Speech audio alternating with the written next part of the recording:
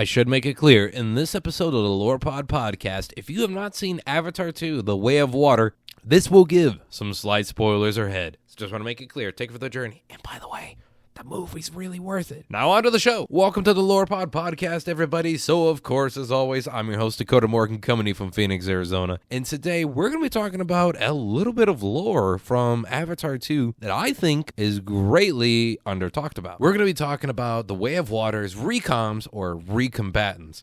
A little plot twist that kind of happened, but one, if you really, as a writer, you may have seen coming, may have not. I, as a writer, maybe I'm sloppy as shit, but I didn't really notice it at all. Now, going into the lore, though, these are human avatar hybrids.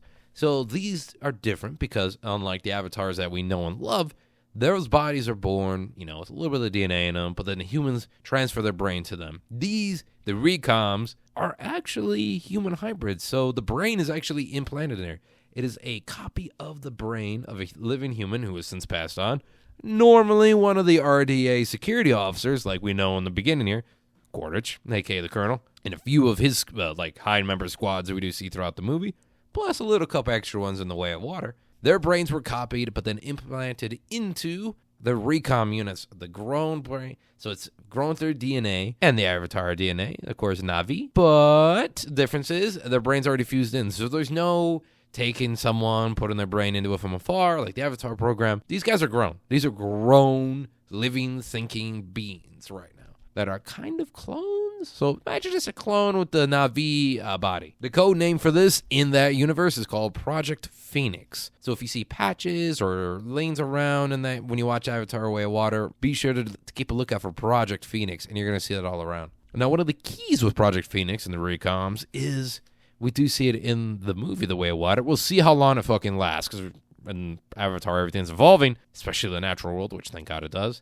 But the natural world of Pandora and its whole neural system recognizes humans, the aircraft, and all that shit a threat, right? They talk about it a little bit in the movie, but the recoms have yet to be classified as a threat. It only recognizes them as Na'vi. Now, after the second movie, for fucking sure, that has probably changed, but we'll see what happens in the third one. So at this moment, though, those guys, the recoms, they're not recognized as a threat. It allows them to go into different places where humans can't go anymore in the world of Pandora. Now we get to go into the list here. We're going to go over some names of some of the recom units here. In the beginning, there were 12. But most of them throughout the Battle of the Way of Water, from beginning in the jungles all the way to the ocean battles, majority of them died. Now, fun fact, by the way, too, the ones who are alive before we get to the death count here is going to be Colonel Warwick as well.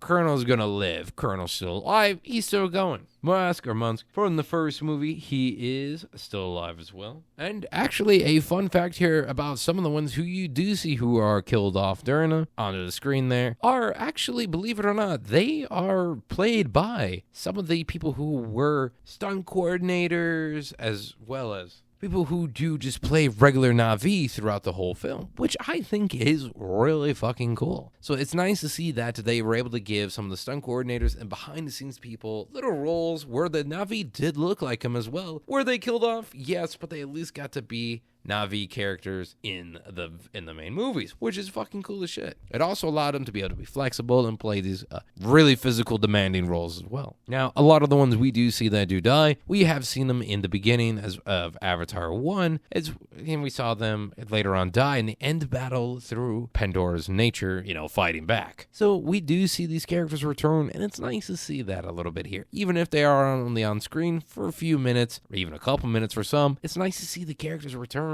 and the actors actually get paid and get a good role too. But that is the Avatar's recom units here. So of course, if you did enjoy this, learning a little bit about what's going on here with these, and a thing that I believe is very overlooked in The Way of Water, then be sure to subscribe for more here on the channel, because fucking hell, there is a lot of lore and pop culture to go over. So stay tuned for every Monday for new episodes from me, your host Dakota Morgan. Follow me on Twitch, CodaRex97, as well as social media, Instagram and X, usernames down below in the description box. And be sure to subscribe, folks. Leave us a review. Helps us out greatly here on the channel. And stay tuned for a lot more here, too. We got a lot more to give you. So stay tuned for much, much more. And as always, stay creative, everybody.